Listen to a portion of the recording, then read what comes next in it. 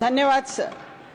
Sir ये bill दावा कर रहा है कि वक्फ संपत्तियों के व्यवस्थापन को रिफॉर्म, एम्पावर और डेवलप कर रहा है। ये बात ऊपर से तो बहुत सही लगती है, परंतु काश ये सही होता, ऐसा ही होता सर, क्योंकि ये हम नहीं कहते हैं कि सुधार की आवश्यकता नहीं है। सुधार की आवश्यकता है, बेहद आवश्यकता है। मैं महाराष्ट्र में औकाफ की मंत्री भी रह चुकी हूँ, आज वक्फ बोर्ड के मेंबर करके भी 4 वर्षों से काम कर रही हूँ। अपने अनुभव से कहती हूँ कि सुधार की आवश्यकता है, लेकिन सर इन सुधारों के लिए, जिसके लिए मैं 4 वर्षों से प्रयत्नशील हूँ, वक्फ बोर्ड को जो प्रश्नों का सामना करना पड़ता है वो भी उसका अनुभव मुझे है। और सबसे बड़े प्रश्न जो 3 है वक्फ बोर्ड्स के सामने, उसमें एक है एनक्रोचमेंट, दूसरा है भ्रष्टाचार और तीसरा है गैर कानूनी कब्जे। सर इनसे निपटने के लिए वक्फ बोर्ड्स को सरकार की सहायता की आवश्यकता थी और है, परंतु बात नियत की है सर। अगर सरकार की रिफॉर्म्स की नियत होती तो इस बिल में वक्फ बोर्ड्स को एम्पावर करने का प्रयास होता। वक्फ बोर्ड्स को गवर्नमेंट के पेट्रोनाइजेशन की आवश्यकता थी और है, मजबूतीकरण की आवश्यकता थी और है सर। रिफॉर्म का एजेंडा होता तो एनक्रोचमेंट्स हटाने में मदद की बात होती। इसके लिए इस बिल में कठोर से कठोर प्रावधान लाए जाते, जो नहीं है। रिफॉर्म का एजेंडा होता तो सर्वेज में सर्वे कमिश्नर्स की मदद की बात होती। रिफॉर्म का एजेंडा होता तो भ्रष्टाचार पर कठोर से कठोर कार्रवाइयों के प्रावधान लाए जाते, जो नहीं है। जमीनों को गैर कानूनी तरीकों से बेचने या खरीदने या कब्जा करने वालों के विरुद्ध और कठोर प्रावधान लाए होते। यहाँ तो पहले जिसको एक सीरियस क्राइम माना जाता था, उसे भी नॉन कॉग्निजेबल और बेलेबल बना करके प्रावधान लाए हैं आप। सर मुतवल्लियों से जो वक्फ बोर्ड्स को शेयर मिलता है, जिससे कब्रस्तानों के, मस्जिदों के काम होते हैं, वो शेयर को भी आपने कम कर दिया है, 7% से 5% पे ला लिया है, क्योंकि वक्फ बोर्ड की और तो कोई इनकम नहीं होती है जिसकी आप बात कर रहे हैं। वो इनकम तो कमर्शियल एक्टिविटी से ही होगी। वक्फ बोर्ड तो मस्जिद चलाते हैं, कब्रस्तान चलाते हैं, आशुर खाने चलाते हैं, दरगाह चलाते हैं, वहाँ से इनकम कहाँ से होगी?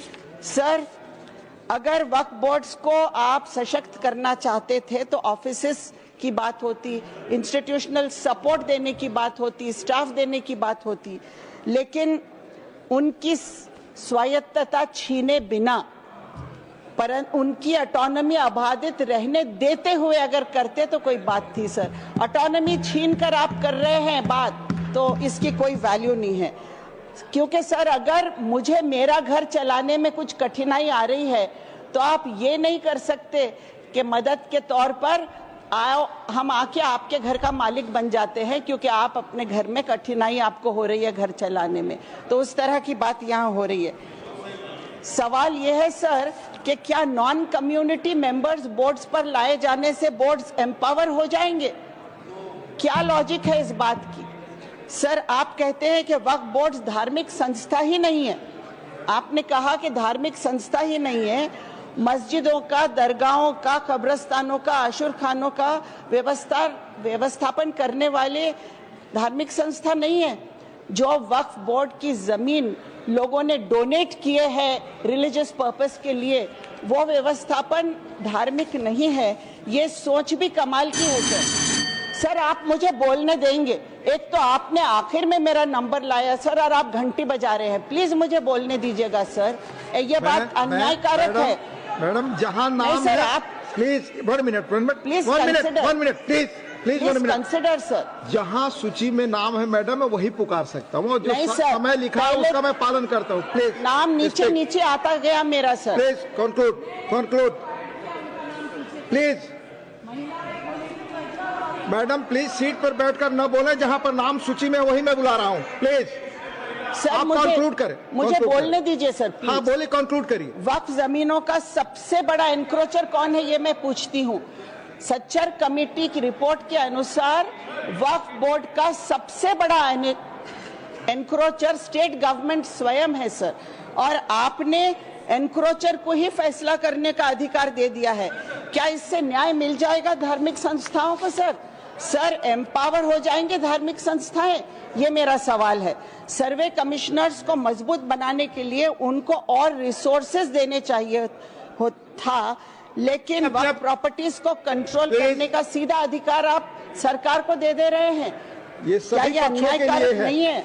सब बचपन में एक कहानी सुनी थी कि एक भेड़िया सर बकरे की खाल ओढ़कर शिकार करता है। मुझे वो कहानी आज याद आ रही है। सर प्लीज मुझे बोलने दीजिए। मैं बोलने दे रहा हूँ आपको। कंक्लूड अनएंडिंग टाइम नहीं दे सकता, अनएंडिंग टाइम नहीं दे सकता, प्लीज नहीं बजाएंगे सर। ये बिल सुधार नहीं बोल के खुद एक तरीके का एनक्रोचमेंट है माइनॉरिटीज के अधिकारों पर, माइनॉरिटीज के संवैधानिक अधिकारों पर। सर, आर्टिकल 14 से 30 तक के हर आर्टिकल का उल्लंघन हो रहा है इस बिल में सर।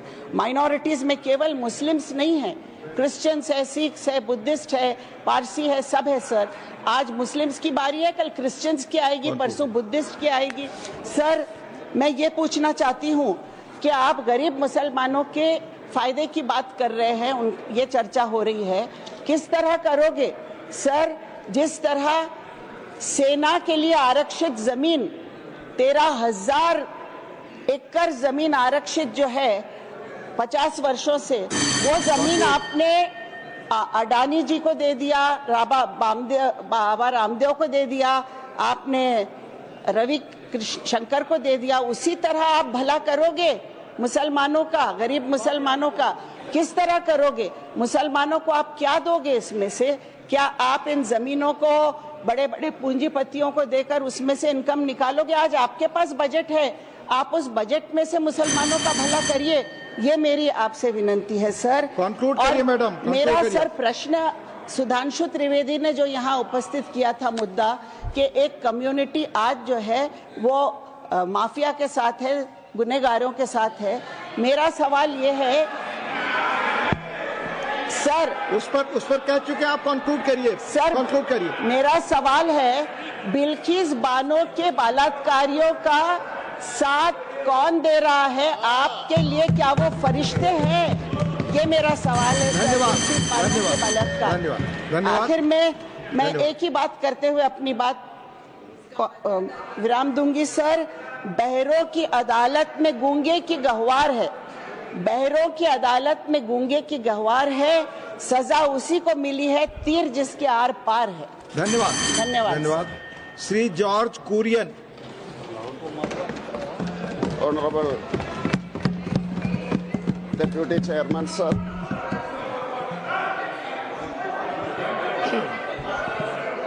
बात कर लो जी। हाँ सुखेंदु से। Under Rule 29, Rule 29,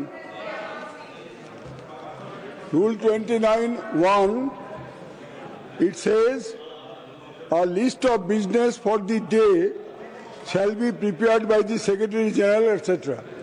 Now the list of business for 3rd April was prepared by the Secretary General, then a revised list of business, thereafter a supplementary list of business, all dated 3rd April.